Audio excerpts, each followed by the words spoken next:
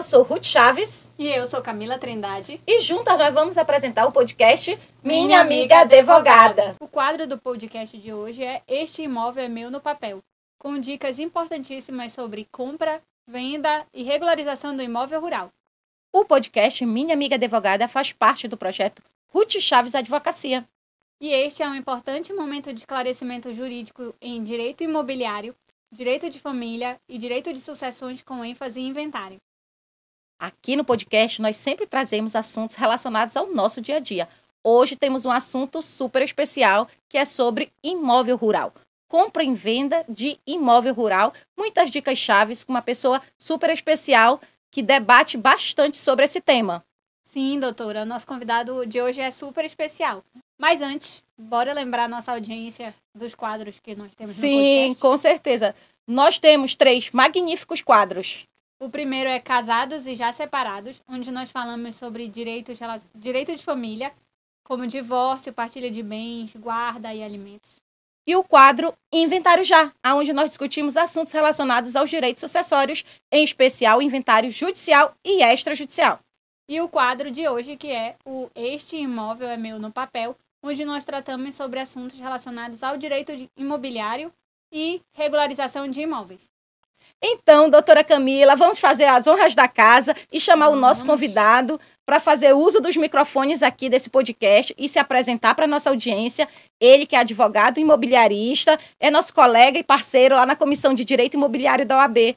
Por favor, apresente o nosso convidado, doutora. O nosso convidado de hoje é o doutor Matheus McDowell e ele está aqui conosco para falar sobre o direito do agronegócio. Certo, seja muito bem-vindo. Vai falar especificamente sobre imóvel rural. Então, doutor Matheus, aproveite a oportunidade para se apresentar para a nossa audiência. Camila, Ruth, muito obrigado por essa oportunidade. Sou um ávido ouvinte do Minha Amiga Advogado. Bom, sou advogado imobiliário e do agronegócio. A especialização é em direito imobiliário. E hoje a gente vai falar de um assunto muito importante aqui no estado do Pará, que é a questão dos imóveis rurais, que são... Vocês vão ver durante o nosso podcast como ele é feito aqui no estado, as peculiaridades. Doutor, seja muito bem-vindo. E agora, sem mais blá blá blá, sem mais delongas, vamos aproveitar o nosso convidado, né, doutora Ruth? Sim, vamos aproveitar. Vamos começar falando logo sobre as características assim dos imóveis. Porque para muitas pessoas, o imóvel urbano é aquele que está na cidade. E o imóvel rural é aquele que está no campo, nas fazendas, mas nós que somos do direito sabemos que existe uma classificação em relação a esses imóveis. O senhor poderia nos falar um pouco sobre essa classificação? Essa pergunta é interessantíssima, tá? Assim, há 10, 20 anos ainda existia uma pergunta sobre o que é um imóvel rural, mesmo que a legislação tratasse disso há muitos anos. O imóvel rural pode ter 2 tipos de indicações, seja a localização ou a destinação desse imóvel. Hoje é mais aceito a destinação. Permita-me fazer essa diferenciação bem rápida. O imóvel que é caracterizado como rural pela localização é aquele imóvel que está dentro de um núcleo rural ou urbano. Se ele estiver um imóvel no núcleo urbano, ele é urbano. Se estiver no núcleo rural, por consequente, ele é rural. O critério de destinação, ele está mais interessado em saber da vocação do imóvel. Isto é, se o imóvel, mesmo que ele esteja dentro de um núcleo urbano, mas ele tem uma destinação rural, tem uma atividade rural, esse imóvel, mesmo no núcleo urbano, ele é um imóvel rural. Claro que o critério da localização ele ainda existe para fins tributários, dentro do nosso Código Nacional de Tributos, mas para fins mais amplos, de mais conceitos, o imóvel dentro da sua destinação é mais importante para a sua caracterização. Então, doutor, a gente observa que é possível a gente ter um imóvel rural dentro da cidade, como é, por exemplo, em Belém e região metropolitana. Sem dúvida. Além da vocação da atividade, quais são as peculiaridades do imóvel rural em relação ao imóvel urbano? Bom, o imóvel rural ele tem um critério de uso que é diferente do imóvel urbano. Veja só, a propriedade aqui no Brasil, desde a Constituição de 88, desde as antigas constituições, fala sobre a função social, que é também para o imóvel urbano, como também para o imóvel rural. O que diferencia entre eles dois essa função social? Dentro do imóvel rural, há uma preocupação sobre a utilidade sobre aquele imóvel, se a terra vai ser produtiva ou improdutiva. Há critérios, inclusive, para mensurar se esse imóvel tem uma produtividade ou não, coisa que você não encontra no imóvel urbano. O proprietário do imóvel urbano ele vai utilizar esse imóvel como a bel prazer. Veja só, não estou dizendo que ele pode usar de qualquer forma. Tem leis urbanísticas, leis que vão fazer a limitação. Mas por imóvel rural, aquele proprietário ele tem limitações de várias ordens, inclusive ambiental. Vou dar só um exemplo. Por exemplo, a pessoa tem um imóvel que é rural aqui na Amazônia Legal, que o Pará se encontra, e esse imóvel está dentro de uma área de floresta. Ele não pode utilizar todo o imóvel, ele pode utilizar 20% do imóvel. 80% do imóvel ele tem que deixar como reserva legal. Isto é muito debatido até hoje, mas é uma determinação legal que está na lei. O que é essa reserva legal? Nada mais é do que uma vegetação nativa que tem que ficar lá em pé, que ele só vai poder utilizá-la economicamente se ele fizer um manejo florestal, coisas que a gente não encontra dentro de um imóvel urbano. Certo, doutor. Aqui no podcast nós sempre tratamos de assuntos assim relacionados à compra e venda do imóvel. Então, aqui no estado do Pará, nós sabemos que é um dos estados da federação com bastante peculiaridade nessa área fundiária. Então, assim, quais seriam as dicas que o senhor teria sobre a compra e venda de imóvel aqui no estado do Pará?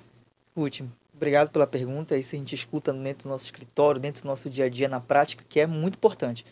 Quais são os documentos básicos para avançar numa aquisição, numa compra e venda de um imóvel? Bom, o imóvel rural, como foi bem dito aqui, ele tem várias peculiaridades. Entre elas, você precisa analisar o CCIR, que nada mais é do que um certificado de cadastro ambiental, cadastro de imóvel rural, que é feito no INCRA, certo? Essa peculiaridade você não tem no imóvel urbano. Além do CCIR, se esse imóvel ele tem 25 hectares até novembro desse ano, ele precisa ser georreferenciado. Precisa passar por um procedimento técnico para saber as suas delimitações corretas, exatas. Novamente, coisa que a gente não tem no imóvel urbano. Além disso, você precisa ter o ITR devidamente quitado nos últimos 5 anos. Claro que você muitas vezes não guarda esse documento, a quitação. Aí você pode emitir uma certidão negativa no gov.br, que ele já supera a necessidade. Por fim, DIAT, que é um documento de uma declaração da compra desse imóvel, e também o CAR. Esse sim eu faço questão de fazer um parêntese, tá? O CAR é um cadastro ambiental rural, feito no órgão ambiental, que você vai delimitar, inclusive, a reserva legal que eu falei há pouco, ou área de preservação permanente.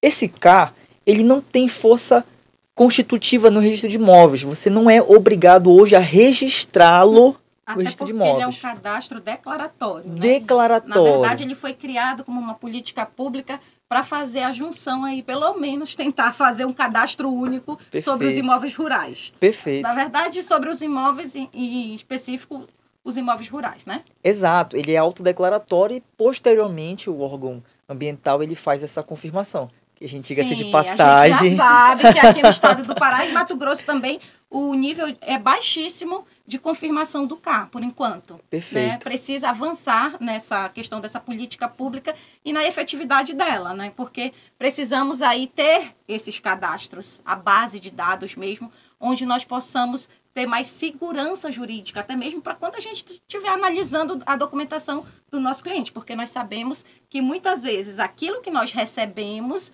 de fato, pode não condizer com a realidade. E aí nós temos o conhecimento jurídico, que às vezes vai ser preciso ter um conhecimento mais técnico na área do geoprocessamento, né? Então, assim, precisamos ter essa base de dados já há muito tempo aqui no estado do Pará, né, doutor? Com certeza. Se tu permite fazer até um acréscimo à tua fala, Camila, Ruth, o CAR, embora ele não seja obrigatório registrar na matrícula, mas muitas instituições bancárias, instituições financeiras, eles pedem que seja feita essa averbação declaratória, não constitutiva, declaratória, mas por força de segurança jurídica. Então, o CAR, para não dar sobreposição de área, então imagina você compra um imóvel que a pessoa diz que é seu, mas aí quando ele vai jogar na base do CAR, já tem outro imóvel registrado naquele CAR. Então, são questões que acontecem, infelizmente, ainda hoje aqui no nosso estado. Peculiaridades e peculiaridades. Por isso que é importante ter a validação pela SEMA. Perfeito, perfeito. Doutor, o senhor citou vários documentos, né, que nós não necessitamos quando tratamos de imóveis urbanos. Esses documentos, eles servem para qualquer imóvel rural? Não, a questão fundiária, infelizmente não, tá, Camila? A questão fundiária aqui no estado ele tem muitas peculiaridades. Quisera Deus eu puder dizer que esses imóveis, esses documentos, seriam suficientes para robustecer uma aquisição com segurança. Não são, tá?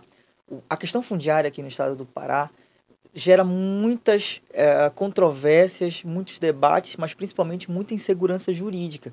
Então, esses documentos não necessariamente são suficientes para você conseguir dar um parecer positivo ou negativo, tá? Por quê? O Pará, o Brasil, ele se formou historicamente como uma ocupação irregular, uma ocupação que trouxe a questão fundiária de forma irregular. Por quê? Tentou-se trazer para cá, importar para cá um sistema, um modelo perfeito que era feito em Portugal, um país pequeno. E quando se importou para cá, com um país de dimensões continentais como é o Brasil, isso não foi aplicável, né? Aí as cartas de sesmarias, você encontra também a capitania hereditária, foram ideias importadas que não foram frutíferas aqui no nosso país. Então isso gerou insegurança jurídica. Então cada caso, infelizmente, mas é a verdade, cada caso é um caso aqui no Brasil, especificamente no Pará. É importante nós termos conhecimento do processo histórico, né, da localidade, até mesmo dentro do estado do Pará, porque nós temos terras que são da União, terras que são do estado, terras que são dos municípios, e assim, dentro da própria União, nós temos terras que são destinadas a assentamento, nós temos terras destinadas a projeto de reserva extrativista, ou seja, são flunas, são várias áreas com utilização específica. E aí é preciso nós conhecermos para poder dar orientação adequada para o cliente, principalmente numa compra e venda de uma área. Com certeza. E assim, complementando, né? A questão fundiária aqui no estado, especificamente aqui no estado, a gente sabe que teve poucas cartas que foram confirmadas historicamente, mas existe uma peculiaridade que é importante ressaltar. O processo de aquisição de imóveis aqui no Brasil, ele é muito diferente da aquisição de imóveis, de ocupação de vários países, na Europa, na América Central. Por quê? Aqui privilegiou-se, por exemplo, lá com o Estatuto da Terra, em 1850, a compra do imóvel. Então, era um país que a terra era concentrada em poucas mãos. Então, isso gerou fenômenos como grilagem, fenômenos como concentração de terras. E aí você vê essa desigualdade que reverbera até os nossos dias, com invasões de imóveis que dizem produtivos ou não entro aqui no mérito, mas são invasões que ocorrem até hoje, esbulhos possessórios que ocorrem até hoje. Sim, outro conceito que a gente precisa, e acho até importante nós falarmos aqui nesse podcast, é em relação às terras devolutas, doutor. Né? A existência, o que é isso? O que é a terra devoluta? O senhor poderia nos explicar melhor? Perfeito. Acabei nem tocando no tema, mas é um conceito fenomenal que é preciso entender para a gente poder avançar no que é a questão fundiária aqui no estado, o que é a questão fundiária aqui no Brasil, tá? O Brasil, dentro da coroa portuguesa, teve um momento, através do poder de conquista, o direito de conquista, que disse, todas essas terras que existem aqui no Brasil é pública, é da coroa. E aí eles concederam essa terra através de cartas, através de concessões, em que a pessoa que recebesse essa terra, que recebesse essa porção para trabalhar, deveria confirmar aquela carta para adquirir a propriedade. Existiam requisitos, cláusulas resolutivas, Ruth, para que você pudesse confirmar a propriedade. Só que acontecia, como a gente está falando de muita terra, a pessoa não conseguia confirmar. Aquela pessoa que recebeu a carta não conseguia cumprir os requisitos que a coroa dava. Então surgiu aí um fenômeno de devolução da terra. A terra foi para o particular não conseguiu confirmar, e a terra voltou para a coroa portuguesa. Por isso a gente fala de terra devoluta. Hoje, o conceito de terra devoluta está mais ligado com a natureza de um bem dominical. Isto é uma terra... Estado, né? Perfeito, é uma terra que é pública, é uma terra que não está no patrimônio do particular, mas ela, Camila, não tem destinação ainda, mesmo sendo pública. Sim, doutor. Sim. Muito boa a sua explicação. Com certeza. Então, doutor, já que há todas essas diferenças nas situações fundiárias atualmente, quais são as principais condições que nós devemos observar nessa compra e venda? Bom, Camila, como eu disse, hoje, infelizmente aqui no nosso estado, a primeira coisa que eu diria para alguém que quer adquirir um imóvel é: procure um advogado da sua confiança. Sem dúvida nenhuma. Um advogado não só da sua confiança, mas um advogado que você sabe que entende do assunto. Seja a questão histórica, seja a questão técnica. Isso é fundamental. Bom, a primeira pergunta que eu diria que é uma pergunta que todo imobiliarista faz: esse imóvel tem matrícula? Tem transcrição? Por quê? Muitos imóveis aqui no estado, embora ainda não devidamente titulados, eles já têm matrículas, estão dentro de uma gleba estadual, uma gleba federal, tá? Então eu perguntaria, já tem matrícula? Não tem? Tem titulação já do estado? Já foi destacado do patrimônio público? Esse seria a primeira pergunta para a gente iniciar.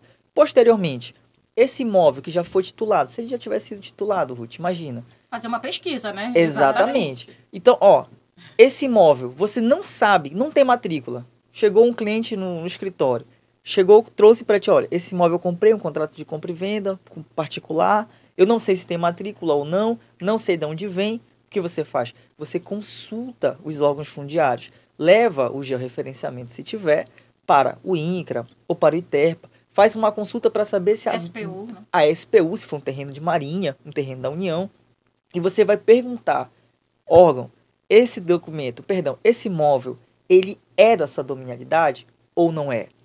Esse é o primeiro passo. Se ele for da dominialidade, aí você vai saber como conduzir a regularização desse imóvel. Se ele for, por exemplo, do ITERPA, e esse ocupante tiver os requisitos para regularizar esse imóvel, você vai dar entrada no pedido de regularização fundiária, na modalidade onerosa, na modalidade gratuita, que é uma doação. Então, veja, a regra geral, Camila, Ruth, é sempre a licitação para adquirir um bem público. Só que há uma política pública de regularização em que, mesmo que a regra geral seja a licitação, é passível de alguém que ocupa o imóvel, que tem uma atividade agrária naquele imóvel, um imóvel que não tem matrícula no nome dele, mas ele ocupa, ele consegue comprovar isso, ele tem os requisitos para isso, e, cumprindo esses requisitos, ele pode comprar esse imóvel, seja uma venda direta ou com uma doação. A legislação aqui no estado, permita-me fazer esse parênteses, ela é recente, ela é nova. Por via de críticas de alguns, mas é uma legislação nova, atualizada. E mais do que isso, há uma política própria do ITERP, conduzida pelo Dr. Bruno Cono, que é o presidente, Dr. Ricardo, que é o assessor, o vice-presidente do ITERP, que são pessoas técnicas. Faço questão de falar porque a gente tem que honrar quem dá honra, né? Então são pessoas que estão trabalhando de forma séria com uma questão tão complicada aqui no estado, que é a questão fundiária. Então, doutor Matheus, o senhor falou brilhantemente aí várias dicas, mas assim, se o senhor tivesse que dar uma dica-chave para a nossa audiência, qual seria a dica-chave relacionada à compra e venda de imóvel aqui no Pará? Bom, Ruth, Camila, a você que está nos assistindo, eu posso dizer, sem sombra de dúvida, se esse imóvel tiver um georreferenciamento para ele saber onde começa, onde ele termina, já é um passo excelente. Se você não sabe se esse imóvel tem matrícula, tem um justo título, tem uma titulação, já teve um destacamento do poder público, você precisa consultar aos órgãos fundiários. Permita-me contar até um exemplo prático para dizer sobre como é comprar um imóvel aqui no estado do Pará. Na primeira vez que eu peguei um carro para dirigir, eu fiquei atento, feliz, porque estava dirigindo o carro, foi muito legal. Mas quando você está dirigindo o carro pela primeira vez, você tem que ter cuidado redobrado. Você está pegando a primeira vez aquele automóvel. Tem que olhar no espelho, ver quem está passando do teu lado. Mas principalmente, se você pegar um carro para dirigir, precisa ter alguém do teu lado te auxiliando. Passa a marcha, se for um carro manual. Segura na embreagem para sair, para mudar a marcha. Então, essa é uma analogia que eu trago também para adquirir imóveis rurais aqui no estado.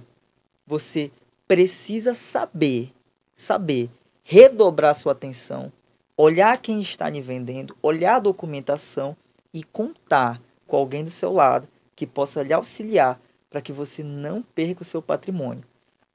No Pará, no Brasil, o imóvel rural ele é muito diferente dos imóveis urbanos por uma situação.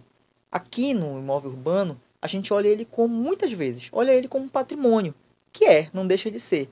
Mas no interior, para as pessoas que têm imóvel rural, o imóvel não é só um patrimônio, ele também é sentimento, ele também é algo que você vive, onde você produz, onde a tua família produz, tem laço afetivo. Então, na hora que você for adquirir, na hora que você for vender, na hora que você for fazer qualquer coisa com o seu imóvel rural, você precisa contar com alguém que possa lhe auxiliar para que você não perca aquilo que tem de mais precioso. Certo, doutor. Excelente. Agradecemos, viu? Queremos Com certeza. falar que nós estamos chegando aqui ao final de mais um episódio do podcast Minha Amiga Advogada. Mas antes de finalizarmos, eu quero abrir aqui os microfones, doutor, para que o senhor possa falar direto com a nossa audiência, fazendo os agradecimentos que o senhor achar conveniente. E quero logo dizer, Camila, que eu já tenho um outro tema para trazer ele aqui, tá bom? Ótimo, que ótimo. Vamos falar sobre cláusulas resolutivas. Rapaz. Porque Então, já fica as o convite.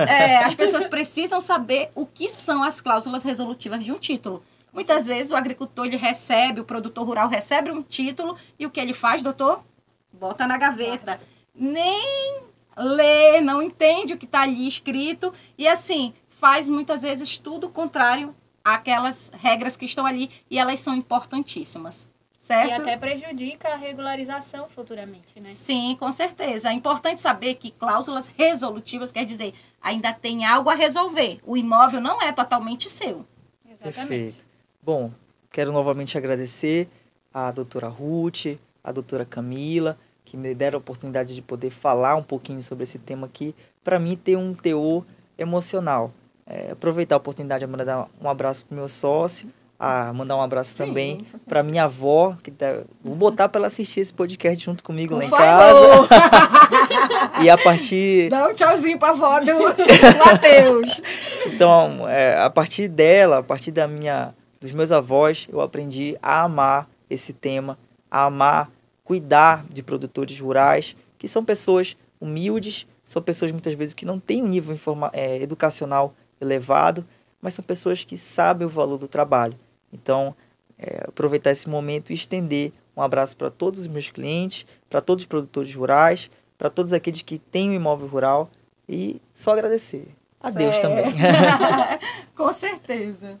Então, doutora Ruth, para finalizar, vamos aos avisos? Vamos. Olha, nós temos avisos importantíssimos, né, doutora Camila? Sim, com certeza. O primeiro deles é o 17º Congresso Notarial e Registral do Pará, realizado pela ANOREG nos dias 21 e 22 de agosto, na Estação das Docas, aqui em Belém. E haverão muitos palestrantes renomados.